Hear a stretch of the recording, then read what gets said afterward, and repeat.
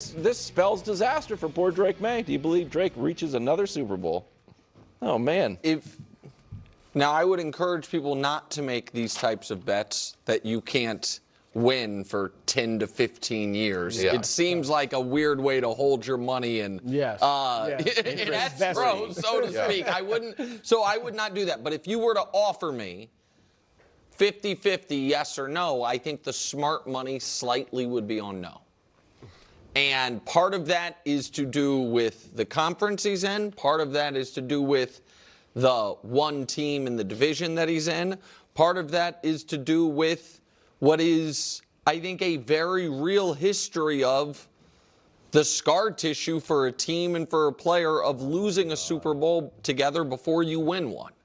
And all of that, and the, cruelty of single elimination sport. And, all of those things put together, because you listed some of them, but just, since we've been either on this show together or all in sports media, year 2, Colin Kaepernick made a Super Bowl and looked like a superstar. Now, obviously, his career went a different way for a lot of different reasons. Yeah. Never made it back. You mentioned Burrow, Brock Purdy.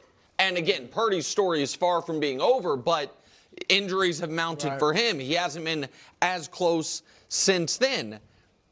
Jared Goff made one in year 3. Did not get close again until he changed teams. Right. Drew Bledsoe, number 1 pick. Goff was number 1 pick. Yeah. Drew Bledsoe, number 1 pick for the Patriots. Made one in year 4. Never got close again as a starter. Cam Newton, number 1 pick. Actually won MVP. Got there in year 5. Never got close again. Donovan McNabb, number 2 pick. Got there in year 6. Never got close again, really. And so the pedigree part of Drake Maye, number 3 overall pick, there already seems like it would be, immunize him to a degree from the Super Bowl hangover. But that hasn't been the case. And then when you add to it, Brew, Jalen Hurts last year was just the second quarterback in 50 years to lose the first Super Bowl they were in and ever win one. Yeah. John Elway, the only 4 to ever do it are Lynn Dawson, who lost the first Super Bowl and then won Super Bowl 4, Bob Greasy, who lost the Super Bowl, then won back-to-back in the 70s, and then John Elway, who lost 3 in the 80s and then won 2 at the end of his career, Jalen Hurts. And so I sadly, for KW, would say, I'm obviously not slamming the door on it, but if you were to ask me yes or no, I would say slightly to the no. The conclusion of that segment with Jalen Hurts and the Philadelphia Eagles is almost poetically apropos, because it serves as the definitive validation of my central thesis. He proceeded to enumerate various franchises and signal callers, and honestly, I am not even going to expend cognitive energy dissecting each reference. Let me establish this unequivocally up front. Drake Maye is superior to the overwhelming majority of quarterbacks mentioned in that catalog. That is not debatable. He is a more comprehensively developed player. He is performing at a more elevated competitive altitude. His skill set is broader, his adaptability more pronounced, and his physical and stylistic profile is constructed for sustained excellence over the arc of a career. That alone constitutes an immeasurable competitive advantage for the New England Patriots. Now, invoking Dan Marino in this context is intellectually incoherent. I am genuinely disinterested in events that transpired eons ago. That historical artifact bears zero relevance to the present discussion. The same applies to Joe Burrow. Yes, Burrow is exceptionally talented. He also cannot reliably maintain physical availability. And the Cincinnati Bengals remain ensconced among the most dysfunctionally administered organizations in the National Football League. This observation functions as a seamless conduit to the Philadelphia Eagles and the New England Patriots. These 2 franchises represent the gold standard of operational excellence. This is not subjective sentiment. It is empirically substantiated. Since the turn of the millennium, these 2 organizations rank first and second in total playoff victories. Not the Chiefs, not the Cowboys, not the 49ers, not any of the other frequently lionized operations, the Patriots, and the Eagles. The differentiating variable is organizational competence. Consequently, when we retrospectively examine quarterbacks who failed to return to championship stages, who could not sustain elite trajectories, the explanatory framework must incorporate franchise functionality. In some instances, the quarterback simply was not sufficiently exceptional. I maintain Drake Maye is not merely sufficient. He is unequivocally great. In other cases, the quarterback's playing style proved unsustainable, precipitating precipitous decline, exemplified by Cam Newton. In still others, you encounter a hybrid catastrophe. A physically demanding quarterback deposited within a poorly governed organization, as manifested in Carolina. The 49ers' eventual acquisition of Kyle Shanahan was less a testament to organizational acumen than opportunistic fortune following systemic incompetence. When an organization is expertly administered, however, that franchise systematically positions its elite quarterback for success, consistently, replicably, sustainably. This is why Philadelphia, with Jalen Hurts, rebounded from Super Bowl defeat to not only return, but utterly dominate Kansas City in one of the most comprehensive championship destructions ever witnessed. We are saturated with discourse about psychological scars. Oh, the scars. Oh, the trauma of defeat. The insurmountable burden of championship loss, the existential crisis. The Philadelphia Eagles literally disproved this narrative 12 months ago. They experienced Super Bowl heartbreak. Then, in 2023, they endured the infamous supernatural funk. Oh, the scars. The inherited sins. The reality is considerably less mystical. They were simply an insufficient team with inadequate coordinators. So they constructed a superior roster, secured superior coaching personnel, and conquered the Super Bowl with historic dominance. Is this trajectory attributable to competent organizational governance, strategic decision-making infrastructure, and sophisticated team-building methodology? Yes. I am persuaded that is the explanatory variable. Do the Patriots understand how to construct competitive rosters? Do they demonstrate proficiency in free agency and draft mechanics? Have they installed appropriate coaching architecture? They will not be compelled to perpetually cycle through coordinative personnel because they have secured Mike Vrabel and Josh McDaniels. McDaniels is not departing imminently. They have secured their franchise quarterback. The schematic is coherent. All contextual variables considered, the default disposition toward young quarterbacks is inherently skeptical because the probabilistic distribution is ruthlessly unfavorable. The odds of Super Bowl triumph are statistically minuscule, as are the odds of even reaching that stage. The prudent predictive posture is almost always negation. If you assert a given team will not reach the Super Bowl, you will be vindicated far more frequently than refuted. Tom Brady, the most prolific Super Bowl victor in history, was statistically more likely to lose than win in each of his appearances. That is Tom Brady. The same probabilistic gravity applies exponentially to Drake Maye. The overwhelming likelihood is non-arrival. I recognize this is banal, but it is mathematically immutable. This is precisely why I refuse to engage in the reductive gambling parlance discourse. It is intellectually vacant. You could maintain lunar-grade conviction in Patrick Mahomes, and if presented with 1,000,000-to-1 odds against his Super Bowl qualification, the rational response is acceptance. That is a trivial wager. Let us proceed. My persistent frustration emerges when analytical frameworks conflate categorically distinct organizational realities. When we commence comparative exercises between the Cincinnati Bengals and the Carolina Panthers, or invoke the 1974 Houston Oilers, I must inquire, what precisely is the objective of this exercise? What relevance does Super Bowl VII bear to the present competitive landscape? The reference points are incoherent. This iteration of the New England Patriots is not an aberrational outlier.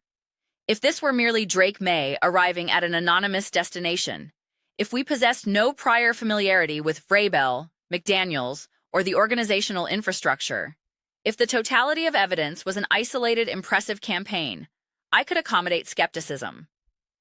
But this is the New England Patriots. This is an exquisitely governed enterprise featuring distinguished ownership, elite coaching architecture, and premier quarterback execution. The current cultural impulse to diminish Drake Maye is reflexive and pervasive. It requires no intellectual effort. Oh, he lacks battle validation. Oh, his production was artificially inflated by defensive support. Oh, this and that. Drake Maye is exceptional. He is an exceptional quarterback. Our collective compulsion to deconstruct is pathological.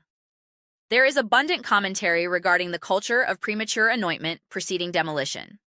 In my observation, the demolition impulse substantially outweighs the anointment impulse.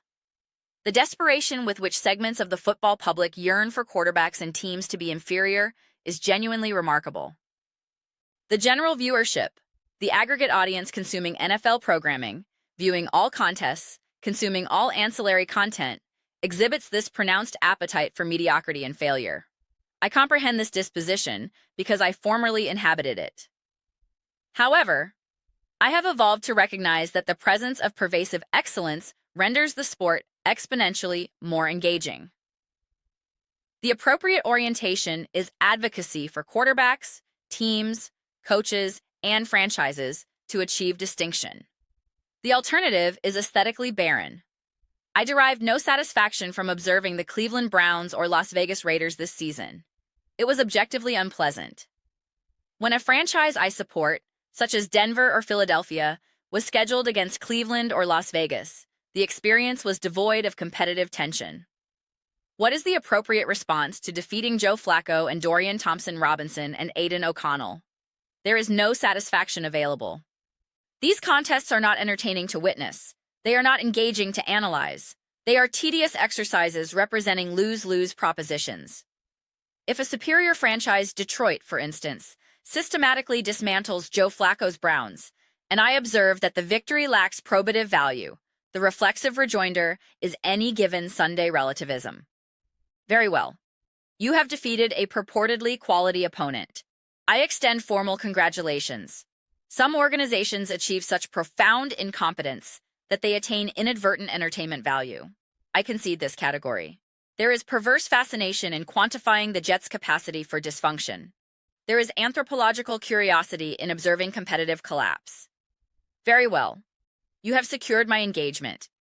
I am genuinely interested in the terminal velocity of this organizational descent. This is particularly compelling when juxtaposed with sideline choreography following defeat. The cognitive dissonance is rich. Nevertheless, the concerted campaign to disparage Drake Maye remains intellectually unjustifiable.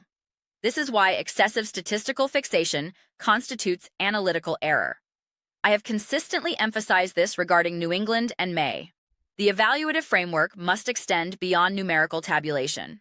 Yes, Drake Maye's playoff performance was not exceptional. His Super Bowl showing was not exceptional. This is acceptable. Since what historical epoch have we mandated Super Bowl triumph during a quarterback's inaugural postseason exposure? This represents the least optimized iteration of the Patriots. This represents the least optimized iteration of Drake Maye. He now receives one of the most valuable endowments available to a young quarterback, coaching continuity. This is a luxury pervasively denied to his contemporaries in inferior organizational contexts. Furthermore, Maye's excellence is not contingent upon spectacular improvisation or 1,000-yard rushing campaigns or viral hurdle touchdowns or 60-yard vertical strikes. Drake Maye is also a technician of exquisite refinement. His capacity for operatic explosiveness coexists with surgical precision within structured offensive architecture. His accuracy metrics are extraordinary. When you pair appropriate coaching infrastructure with functional organizational governance capable of constructing adequate complementary personnel, the resultant competitive ceiling is stratospheric. I recognize this proposition induces discomfort among those disinclined to acknowledge New England's reemergence as a sustained powerhouse. Are they constructing a dynastic succession? Are they positioned at destiny's threshold? Will Maye accumulate 5 championship trophies? I possess absolutely no visibility into these questions. The probabilistic distribution suggests the negative. This is simply the operational logic of competitive ecosystems. However, I am prepared to advance the following proposition with complete conviction. Drake Maye and the New England Patriots are positioned to occupy the competitive stratum previously inhabited by Cincinnati, Buffalo, Baltimore, and Kansas City. The automatic acknowledgement tier. The undisputed top team classification. The perennial playoff dangerous designation. That is the projected trajectory. This is not speculative optimism. It is extrapolative realism. We can engage in hyper-magnified deconstruction, excavating historical analogies. Dan Marino, Colin Kaepernick, Cam Newton's corporeal disintegration within Carolina's dysfunctional apparatus. What analytical utility is served by these artifacts? Cam Newton's entire professional identity was predicated upon being the system, the singular game changer, the autonomous protagonist. He is not a Super Bowl champion. My condolences are extended, but sentiment does not rewrite historical record. These constitute my personal reflections. I am genuinely interested in your alternative formulations. What is your evaluative assessment of the New England Patriots? Do you project Drake Maye to experience another Super Bowl appearance? Or do you consider his championship window permanently sealed?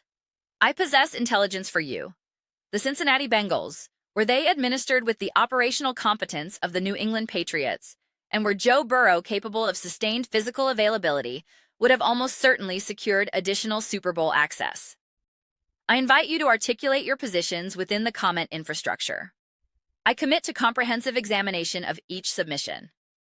Whether your orientation aligns with or diverges from my own, I welcome substantive engagement. Let us deliberate. Let us constructively dispute.